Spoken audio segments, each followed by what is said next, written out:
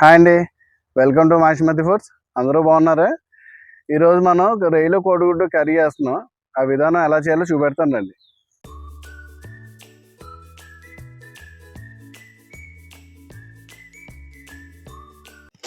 ఇరువక సాగలో రన్నో ఓ రన్న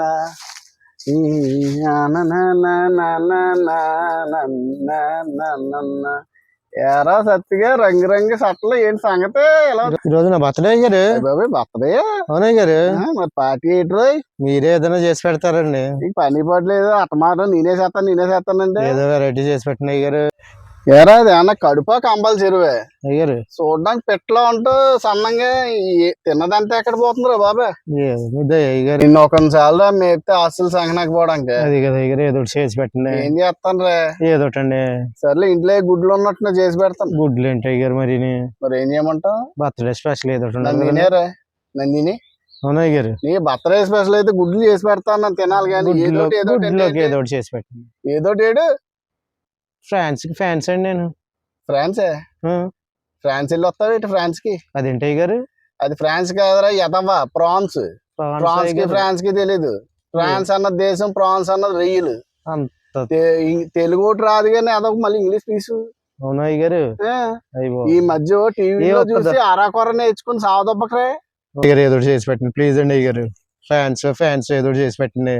సర్లే ఆ సూర్యగడ్ చెరువు దగ్గరికి వెళ్ళి అయ్యారు నేను వేయలేమన్నా అని చెప్తా. అలాగే అయ్యారు. శుభ్రంగా చెయ్యి. ఓకే అయ్యారు. వెళ్ళిపో. ఓకే అయ్యారు. మా అయ్యగారు ఎంత మంచి అయినా పుట్టినరోజు అనగానే నా కోసం రైలు తెప్పించేసారు.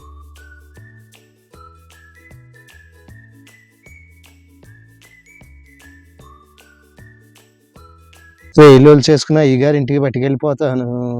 మా అయ్యగారు ఈరోజు స్పెషల్ చేసేస్తారు రైలుతో. నాకు ఈరోజు పండగే. ఇంకా రాలేదు. ఆ సూర్యగాడి చేస్తే ఏమో చాలాసేపు అయింది వెళ్ళిపోయింది అన్నాడు. అయ్యారు బాగా చేసుకొచ్చానండి. ఏరా సూర్యగాడి గంట అయిందని చెప్పాడు వెళ్ళి ఇప్పుడు దాకా ఏం చేశారా? బాగా చేసుకొచ్చాను కదా అయ్యగారు. ఏంటి ఏం బాగా చేసుకోవచ్చు? రైలుకి ముళ్ళు ఉంటాయన్నారు, అక్కడికి చెప్పులు వేసుకున్నాను అయినా కానీ కూర్చోపోయిన అయ్యగారు. ఏమన్నా రైలు ముళ్ళు కూర్చోకోవడానికి కదా ఏమన్నా ఎత ముళ్ళు ఏంటరే? నాకేడు తెలుసు అయ్యగారు.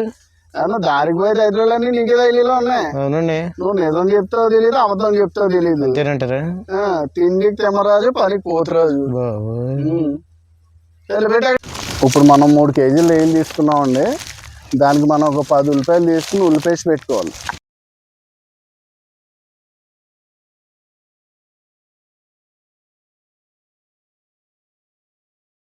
ఇప్పుడు మనం మూకుడు తీసుకుని పెట్టుకోవాలి రొయ్యలు ఆయిల్ వేసుకోవడానికి.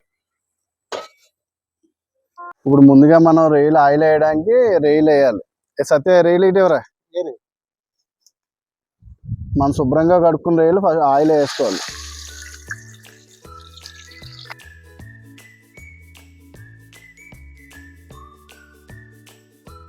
ఇప్పుడు మనం రొయ్యల్లో ఉప్పు వేసుకోవాలి, అలాగే పసుపు వేసుకోవాలి. ఉప్పు పసుపు వేసుకున్నాక మనం రొయ్యలు కలుపుకోవాలి. మామూలు పెట్టుకోవాలి. రొయ్యలు అలా కలుపుకుంటూ ఉండాలి మధ్య మధ్యలో.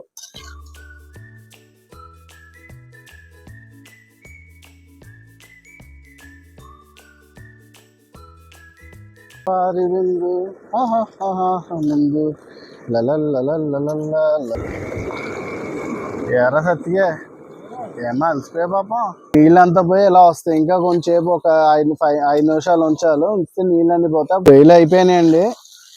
ఇలా చేసుకోవాలి. ఇలా దగ్గరికి వచ్చాక తీసుకుని పక్కన పెట్టుకోవాలి. ఇప్పుడు మనం గుడ్లు ఫ్రై చేసుకుని అలాగే కర్రీ కూడా దీంట్లో చేసుకోవాలి. ముందుగా ఆయిల్ వేసుకోవాలి. గుడ్లు వేపుకోవడానికి పసుపు వేసుకోవాలి. పసుపు వేసుకున్నాక ఉప్పు వేసుకోవాలి. ఇప్పుడు మనం ఉడకబెట్టిన కోడిగుడ్లు వేసుకోవాలి.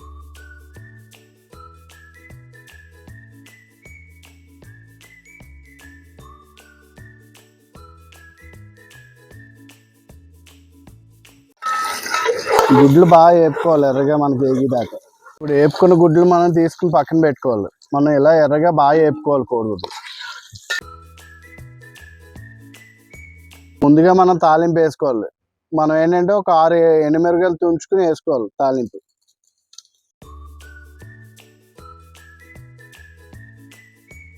ఇప్పుడు కరివేపాకు వేసుకుని బాగా వేపుకోవాలి. ఇప్పుడు వేగిపోయినాయండి, మనం రొయ్యలు వేసుకోవాలి ఇందులో.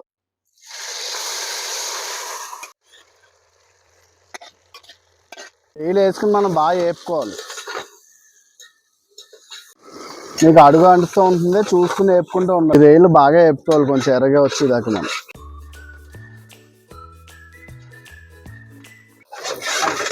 ఇప్పుడు రొయ్యలు వేగిపోయినాయండి, మనం ఉల్లి పేస్ట్ వేసుకుంటున్నాం. ఇప్పుడు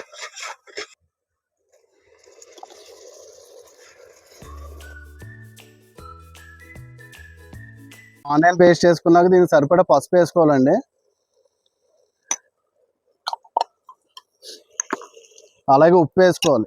మనకు రొయ్యలు సరిపడా, మనం 3 కేజీలు రొయ్యలు తీసుకున్నాం, దానికి సరిపడా ఉప్పు వేసుకోవాలి. ఇప్పుడు మనం ఈ కూరలో అంటే కేజీకి 2 స్పూన్లు తప్ప 6 స్పూన్లు కారం, అంటే నేను కొంచెం కారం ఎక్కువ తింటాం, మీ కారం సరిపడా దాన్ని అడ్జస్ట్ చేసుకోండి. అలా వేసుకోవాలి. అంటే కేజీకి 1 స్పూన్ లేక 3 స్పూన్లు.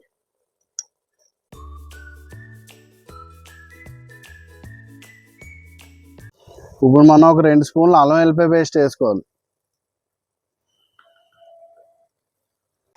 మనం అంటుకోకుండా ఇలా కలుపుకుంటూ ఉండాలి.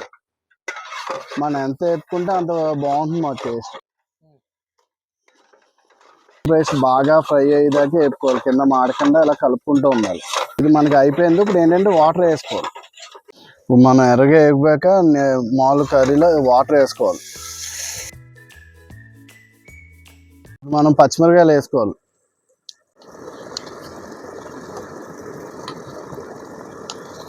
ఇప్పుడు మనం ఉడకబెట్టి ఫ్రై చేసుకుని కోడిగుడ్లు వేసుకోవాలి కూరలో.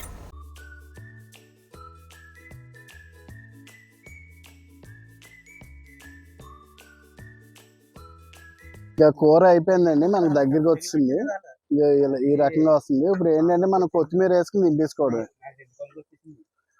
కొత్తిమీర వేసుకోవాలి. అయిపోయింది.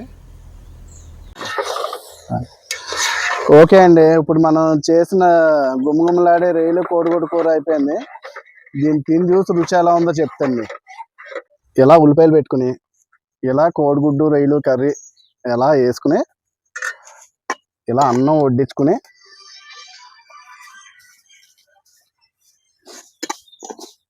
ఎలా కలుపుకుని కోడిగుడ్డు ఎలా పగలగొట్టి ఇవే కాలిపోతుంది ఇలా ముద్ద పెట్టుకుంటే